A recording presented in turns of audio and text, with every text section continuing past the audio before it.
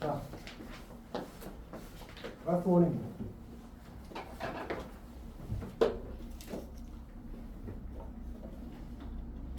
어디를 먼저 가냐 하면 거기 352번 갑시다. 352번.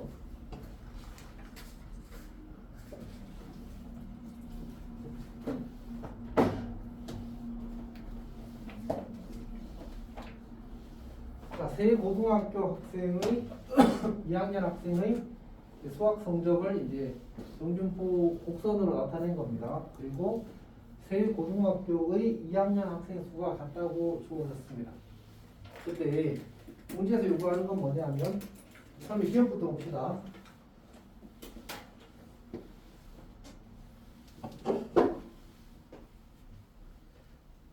기억 맞아 틀려?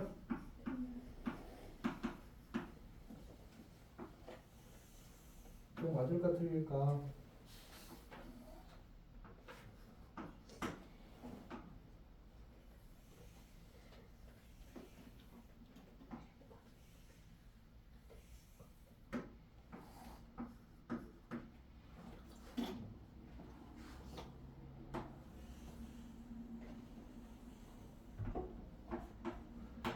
자, 기억은 사실 선생님 봤을 때는 문제가 잘못되었다고 보고 있습니다.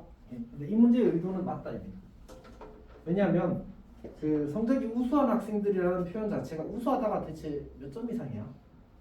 수학적으로 명확하지 않은 표현이 나왔지. 그래서 사실은 이제 평균 넘으면 우수한 거지라고 이야기하면 6km 이상 우수하대 라고 이야기해버리게 되면 A도 0.5고 그 다음에 B도 0.5거든. 그렇잖아, 맞지? 근데 이제 사실 기억은 문제에서는 맞다고 돼 있어.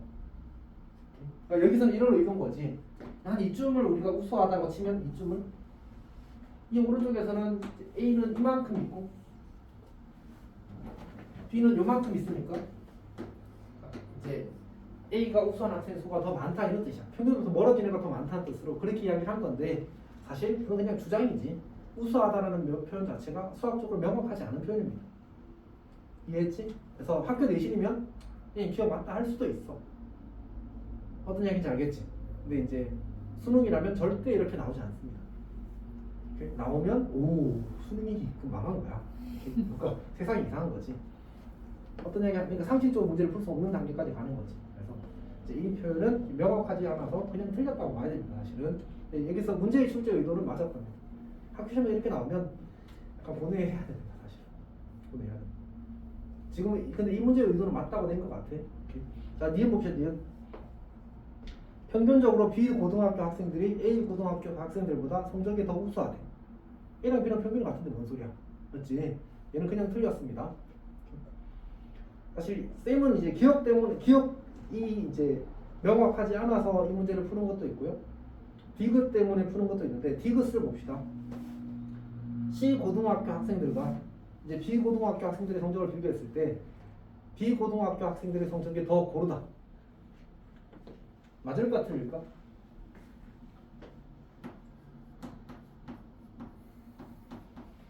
이 고르다라는 말이 이제 여기서 물론 당연히 초이스가 아니지. 어쨌든 이제 고르다, 고르게 있다 이런 고르게 공부한다 이런 뜻이지 않았지. 이 말이 이제 선생님이 이렇게 그려주면 다 맞추더라고. 근데 이제 저렇게 그래프로 주어지게 되면 이제 잘 못 맞추더라라는 얘기입니다.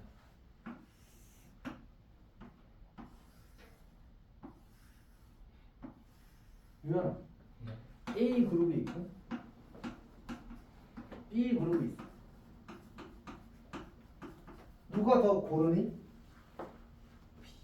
B가 당연히 더 고르잖아, 맞지? 그러면 저기 세 고등학교 중에서 B 고등학교가 더 이런 스타일이니 C 고등학교가 더 이런 스타일이니?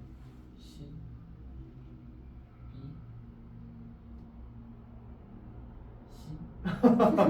B, C, 한 번 더 하자. C. 아니 B인데? 값이 다 평균에 몰려 있잖아. 그게 B야. 이게 B야. 이해했어? 그래서 디귿 맞다. 그래서 이거 하자고 한 거야. 어떤 말인지 알겠어? 이 고르다가 이상하게 여기 그림에서는 왠지 얘가 더 이제 평균을 아니 얘가 이렇게 어대장에 퍼져 있어. 얘가 고른 것 같아. 어떤 말 하는지 알겠지? 왜? 비밀이에요. 자, 어쨌든 이렇게 주면 얘가 고르다를 알고 얘가 고르지 않다는 걸 다 안단 말이야, 맞지? 근데 여기 이 그림에서는 이 C를 더 고르게 느끼는 경우들이 꽤 있더라. 그러니까 고르다는 말은 평균 주변에 모여 있다. 평균 주변에 모여 있다는 말은 표준 편차가 어떻다는 얘기야? 작다는 얘기야. 오케이? 그러니까 B가 표준 편차가 더 작잖아. 또 가운데 모였으니까. 그래서 B가 더 고르다가 맞습니다. 오케이? 자, 61쪽 봅시다. 61쪽 강력.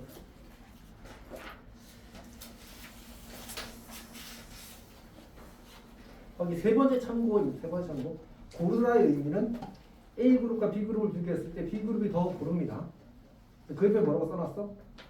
표준 편차가 더 작다인 겁니다. 오케이? 그러니까 여기서도 이제 B가 더 고른 거지. 괜찮지? 표준 편차가 더 작으니까 모여 있다라는 뜻입니다. 현호 잘 이해했어? 오케이. 아주 가끔 내신에서 저걸 이제 틀려와가지고 고른 게 이거 아니에요? 아니야 이 자식아. 이런 느낌입니다. 괜찮지?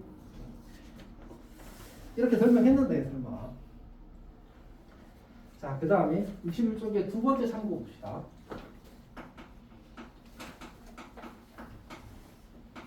두 번째 참고 봅시다.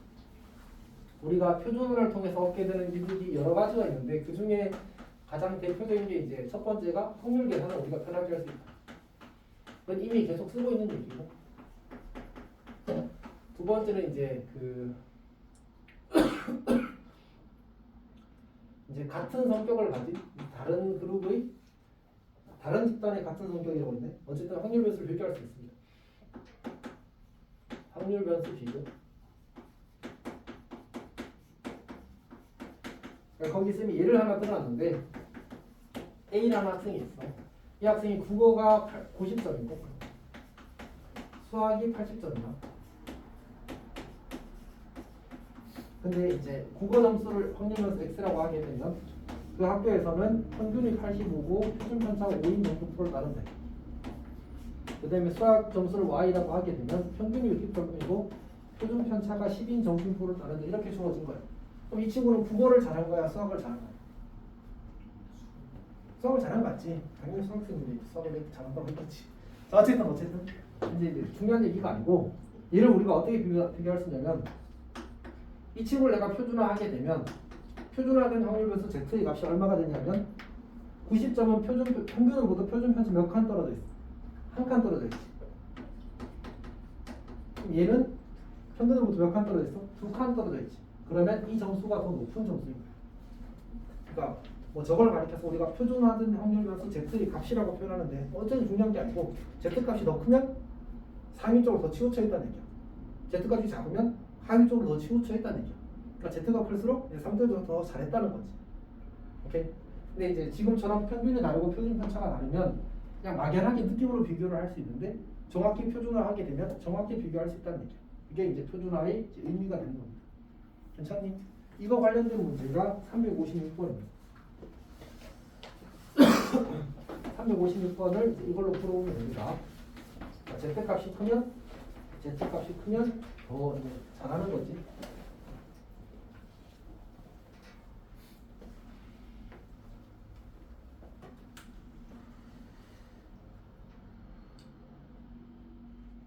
자, 그 다음에 355번 보겠습니다.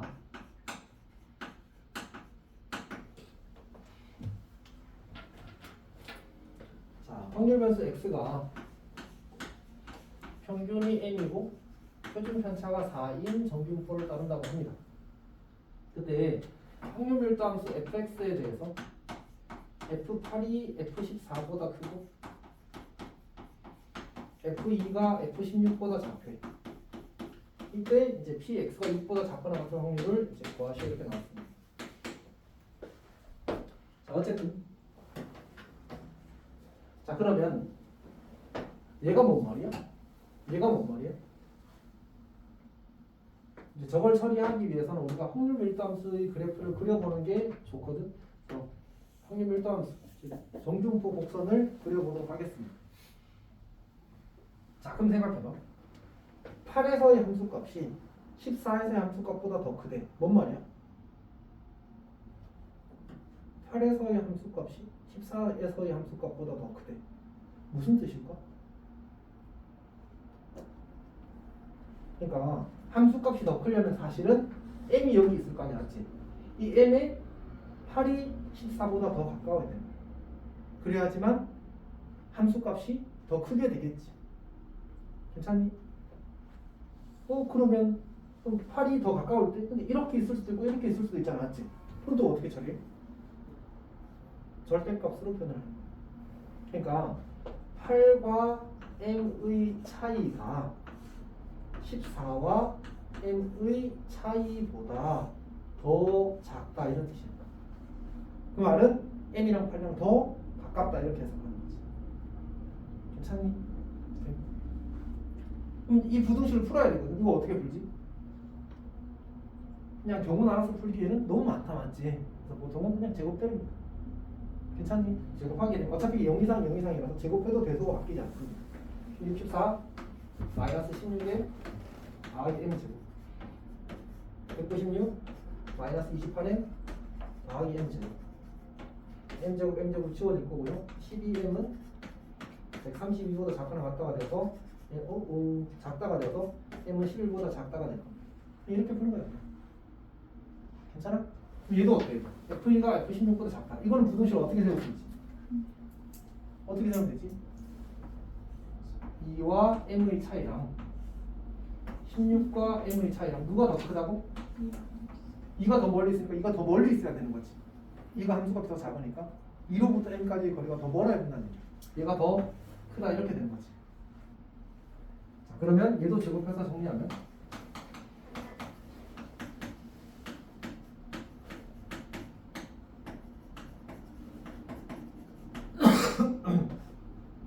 이 28m이 252보다 크다가 되고 7, 4, 28이 되니까 7, 3은 21, 7, 6이 42가 될 거고 m은 9보다 크다가 되겠다, 맞지?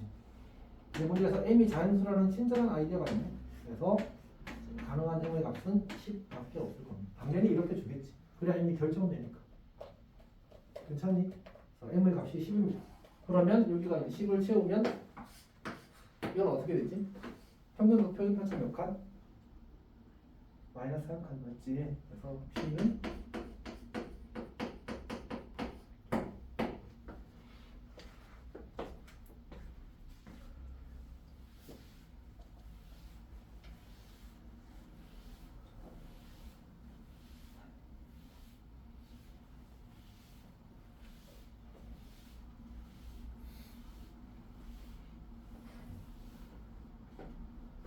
다들 괜찮은 거 맞지?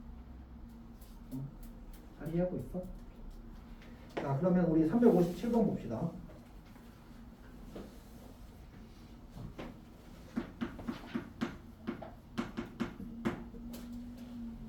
자, 확률 변수 x는 평균이 m1이고 표준 편차가 시그마 1이라는 제 정근표를 따릅니다. 그 다음에 확률 변수 y는 평균이 m2고 표준 편차가 시그마 2인 정근표를 따른다. 자, 그 다음에 첫 번째 조건이 뭐냐면 x가 x보다 작거나 같은 확률과 x가 40-x보다 크거나 같은 확률이 같대. 사실 이거는 간단하거든. 그냥 이제 아까도 비슷한 편을 봤었어가지고 그냥 이렇게 그려놓고 여기 평균이 m이 있을 건데 이제 뭐보다 작거나 같아 일 확률과 뭐보다 크거나 같아 일 확률이 같으려면 그러면 이 친구와 이 친구의 세타가 m이 돼야 돼. 즉 다시 말해서 x 더하기 40-x를 2로 나눈 게 m이 돼야 돼. 그래서 m 값이 20이라는 걸 찾는 건 어렵지 않아. 괜찮지? 여기는 m1이지 참 정확히는 m1이 됩니다.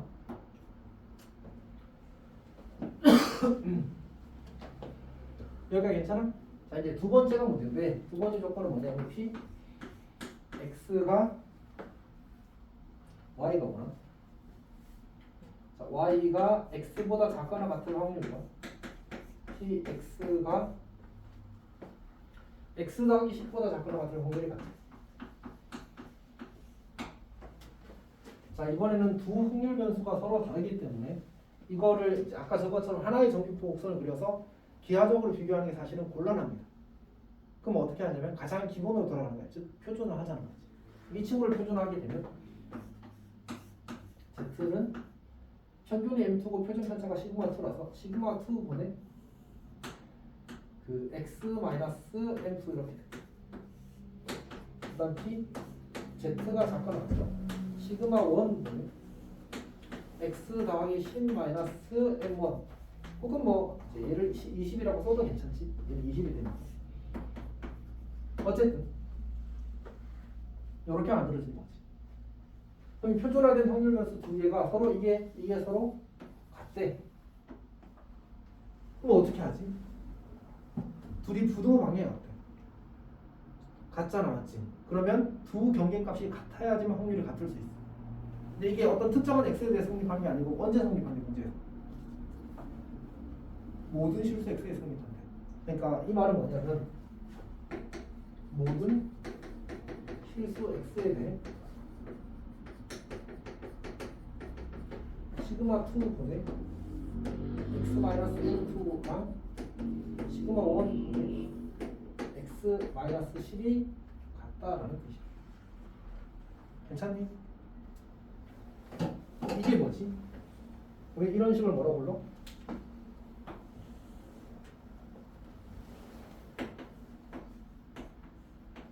항등식이라고 불러. 항등식이 같으면 어때야 돼? 모든 개수가 다 똑같아야 되지 않지? 그래서 시그마 1과 시그마 2가 같아요. 그리고 M2가 10이어야 되겠지. 그래서 이걸 그냥 편의상 시그마라고 쓰자. 그러니까 M1이 20이 돼. 얘가 10이 돼. 얘를 하나로 얘를 시그마라고 쓰자 이렇게 가는 거야. 여기까지 괜찮니? 하나의 시그마로 표현하자는 얘기입니다.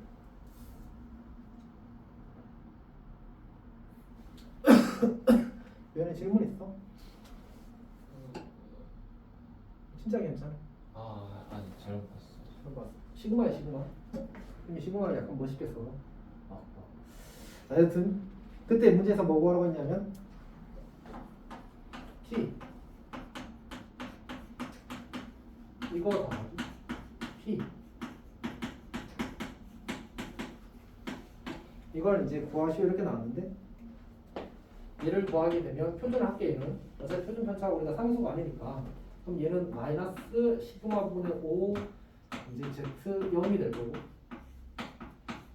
얘는 P 시그마분의 5 Z 시그마분의 10 이렇게 될 겁니다.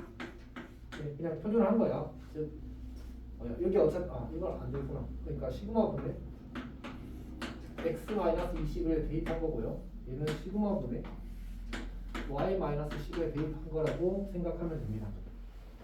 근데 어차피 이 친구는 0부터 시그마분의 5랑 같잖아. 따라서 얘랑 더하게 되면 p 0부터 z가 시그마분의 10과 같다라고 쓸 수 있습니다. 문제에서 주어질 이 친구가 0.477이고 0.4772는 얘가 2라고 이야기를 해준 거지. 따라서 시그마가 5라는 사실을 알 수 있어. 오케이. 그때 문제에서 뭐라고 했지? M1과 시그마 2? M1은 20이고 시그마 2는 시그마랑 같으니까 5가 되어서 29가 답이 될 겁니다. 괜찮니? 얘는 많이 어려운 문제긴 합니다. 근데 이제 낯선 상황에서 좀 어려운 거고 저걸 이제 한번 경험하고 나서 이런 식으로 문제가 나올 수 있구나 사실 인지하고 나면 또 괜찮습니다. 괜찮아? 어차피 수능 문제니까 이제 다시 안 나오겠죠. 수능에서 내신에서는 나올 수 있겠지. 자, 그러면 이제 그 다음 주제로 넘어가겠습니다.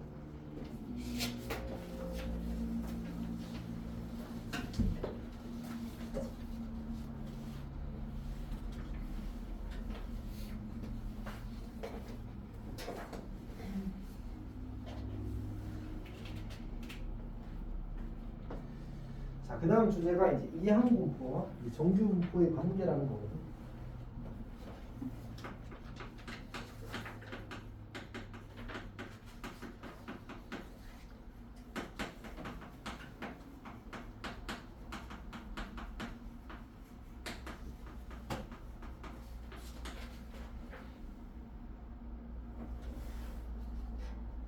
자, 예를 들어서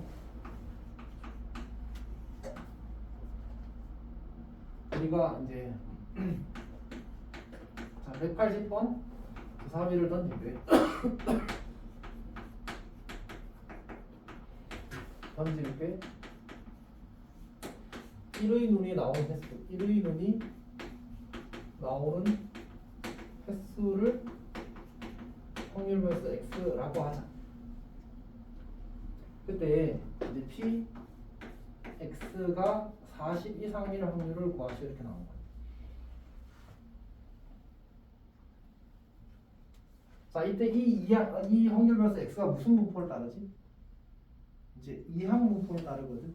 이게 x가 b 180, 6분의 1 이렇게 쓸 수 있어.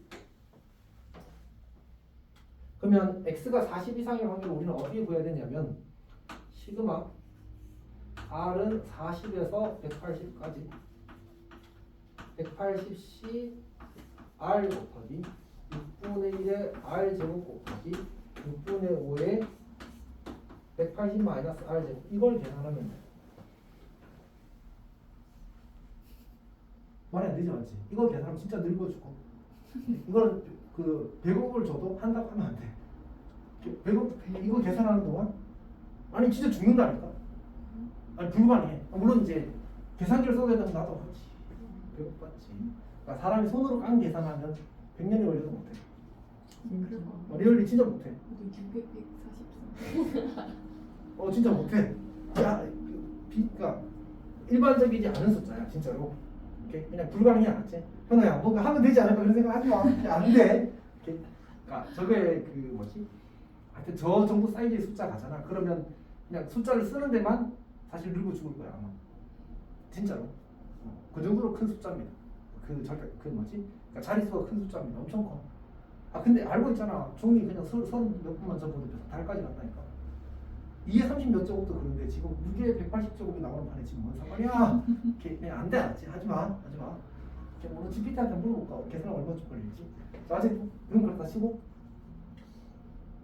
어쨌든 계산하고 낸 숫자가 아닙니다. 그럼 어떻게 하지? 라는 얘기야. 오케이?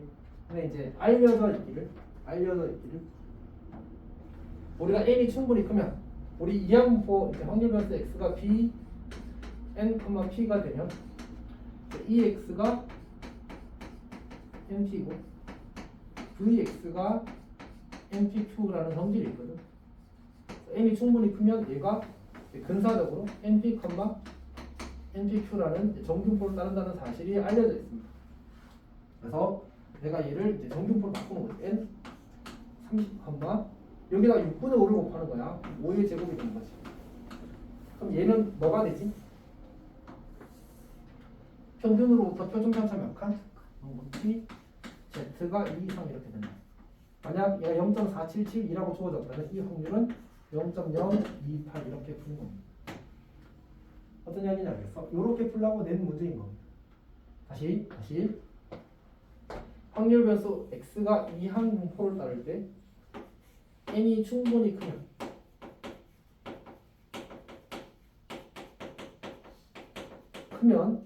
확률 변수 x는 근사적으로 평균이 np고 분산이 npq인 정분포를 따른다는 사실이 알려져 있습니다. 그냥 알려져 있다. 이거는 그냥 우리가 증명을 할 수 있는 얘기는 아닙니다. 그냥 받아들이는 겁니다. 그 다음에 두 번째, 이 충분히 크다는 말이 무슨 뜻일까? 약속합니다.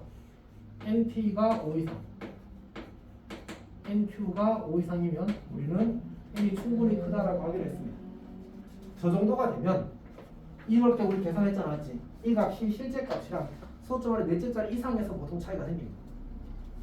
우리는 그 정도의 어떤 디테일에 관심이 없잖아, 사실은. 맞지? 그래서 또 NP가 5 이상, NQ가 5 이상이면 이제 정규표를 고쳐서 확률 계산하겠다는 뜻입니다. 괜찮아? 그거는 어떻게 알았지? 사실 그냥 수학적으로 한 겁니다. 그래서 어떤 항상 성립한다기보다는 이 정도면 우리가 이제 오차를 무시하고 그냥 써도 괜찮겠다라는 거고, 약간 경험적인 거라서 이제 좀 모호한 표현인 충분히 크면이라는 단어를 쓰는 겁니다. 괜찮니? 자, 그러면 우리 강의부터 잠깐 볼까? 그럼 더 설명할 게 없군요. 그러면 우리 책을 봅시다. 책 161쪽 갑시다.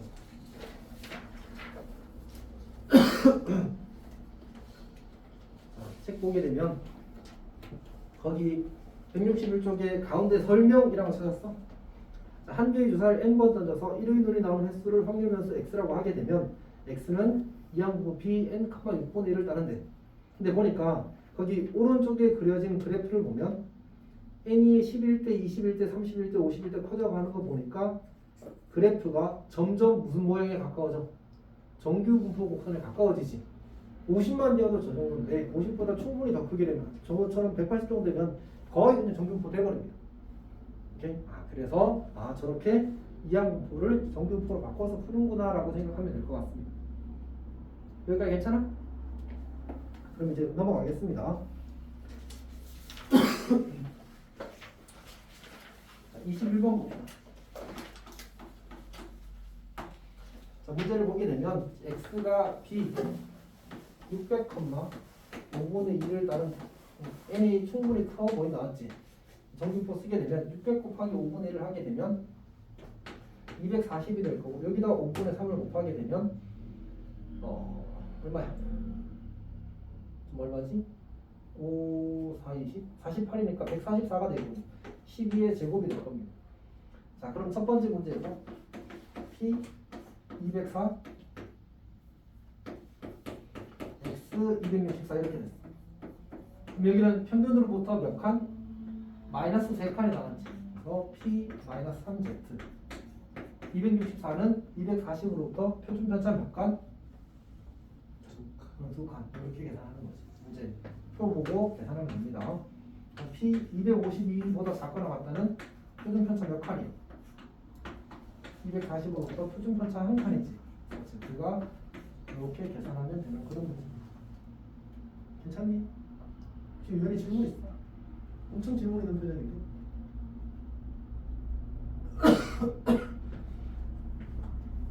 자, 얘를 n이라고 부르고요. 얘를 p라고 부르고요. q는 1-p입니다. 그때 이 값은 np고요. 이 값은 npq입니다. 그래서 np가 600 곱하기 5분의 1을 한 거고요. 이거 계산하면 240이 나옵니다. np가 240이니까 거기다 5분의 3을 곱한 게 npq입니다. 계산하면 144가 나옵니다. 이렇게. 그래서 14의 제곱을 12의 제곱을 쓴 겁니다. 괜찮아? 만족? 괜찮아. 봅시다.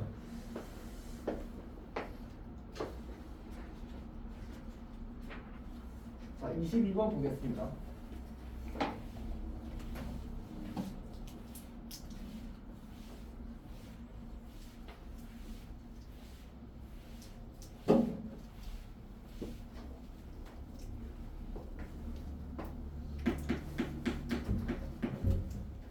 자, 문제를 보게 되면 어떤 환자에게 약을 투여했을 때 치유될 확률이 0.6에 150명의 환자에게 투여했을 때 90명 이상 치유될 확률. 그러면 우리가 x, b 150, 했을 때 얘가 치유될 확률이 0.6이래.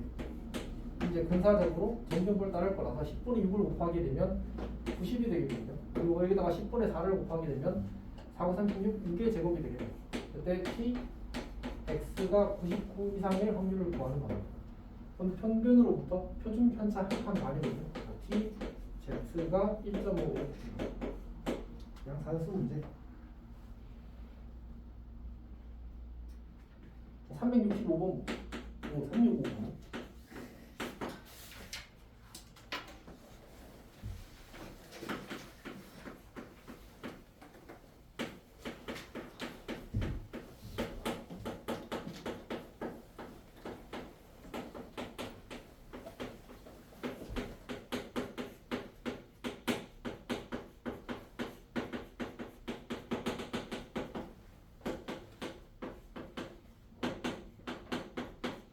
얘는 뭐 구하라는 얘기지?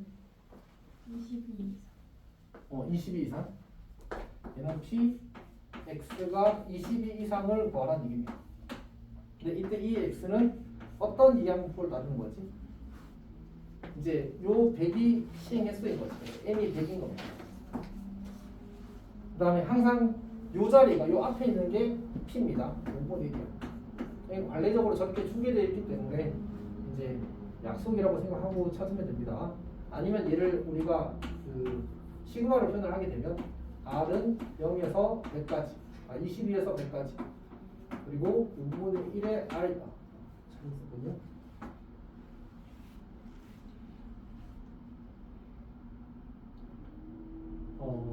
잠깐만.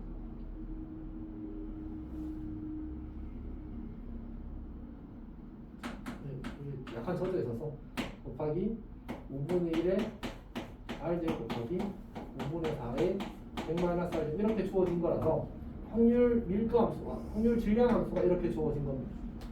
그래서 이제 얘가 P가 되는 거고 얘가 1 P가 되는 거. 관례적으로 이렇게 쓰기로 약속되어 있습니다. 그래서 P가 5분의 1인 거. 괜찮니? 그러면 얘를 표준하게 되면 정규부호로 분사하게 되면 20, 5분의 4를 하게 되면 이제 4의 제곱이 되겠다. 그렇지? 그럼 저거 하면 표준 편차 몇 칸에 있지 뭐? 0.5칸이네. P, Z가 0.5보다 크거나 같은 확률 이렇게 만들어지는 거지.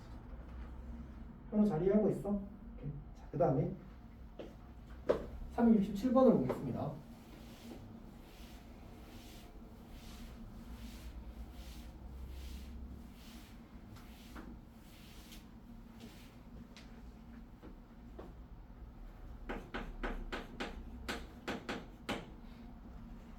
자, 한 번의 시행에서 10점을 얻을 확률이 5분의 1이고 10점이 확률이 5분의 1이고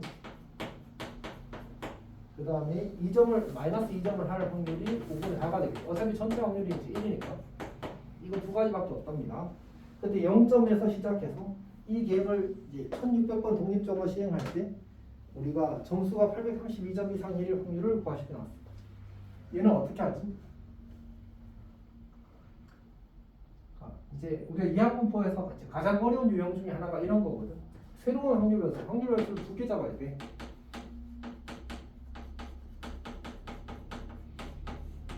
확률 변수를 두 개.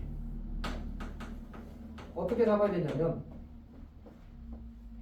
내가 10점 맞는 횟수를 x라고 한다고 치자고. 10점 횟수를 x라고 하자.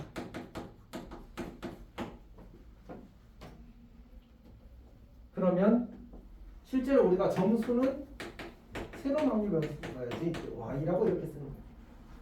그럼 이 y라는 점수는 어떻게 나오는 거지? y라는 점수는 10점을 x번 받고 그 다음에 마이너스 2점을 총 1600 마이너스 x번 받는 거야. 이렇게 가는 거지. 그러니까 이 y라는 확률 변수는 마이너스 3200을 만들어줍니다. x와 y 사이의 관계가 이러하다 이렇게 만들어집니다. x는 무슨 폴 따르는데 이항 폴 따르다. n이 얼마? 1600, 5분의 1 이렇게 만들어집니다. 그럼 문제에서 구하라고 한 건 뭐 이상? p, y가 정수가 832점 이상이라고. 근데 어차피 y랑 이 친구랑 같다면 얘를 바꿔 끼워도 되는 거지. p 12x가 4032보다 크거나 같다가 될 거야. 그래서 4로 약분하게 되면 1008이 되고 3으로 약분하게 되면 336 이렇게 될 겁니다. 결국 문제에서 요구하는 확률은 x가 336 이상일 확률이 되는 거지. 그러면 x가 이항분을 따랐으니까 근사적으로 320, 여기다가 5분의 4를 곱하는 거야. 64 곱하기 4는 16의 제곱이 되거든요. 16의 제곱 이렇게 만들어지는 겁니다. 그러니까 얘는 평균으로부터 표준 편차 한 칸이니까 p z가 1 이상일 확률 이렇게 만들어지는 거지. 그래서 계산하면 답이 나오는 거. 괜찮니? 그래서 이 확률 변수 두 개 잡는 문제가 이항분포에서는 어쨌든 가장 첫 번째 고민입니다. 단순히 계산하면 어쨌든 잘할 수 있거든.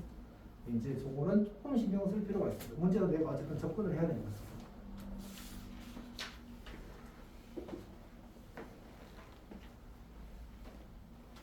여기가 괜찮니? 오, 근데 생각보다 엄청 빨리 끝나버렸네. 좋은 일입니다. 다음 시간에 좀 늦게 끝날 수도 있는데 어쨌든 오늘은 좋은 일입니다. 어차피 앞타임에서 진도 여기까지 나가서 또 나가지 않을 생각입니다. 걱정하지 마십시오. 고생했습니다.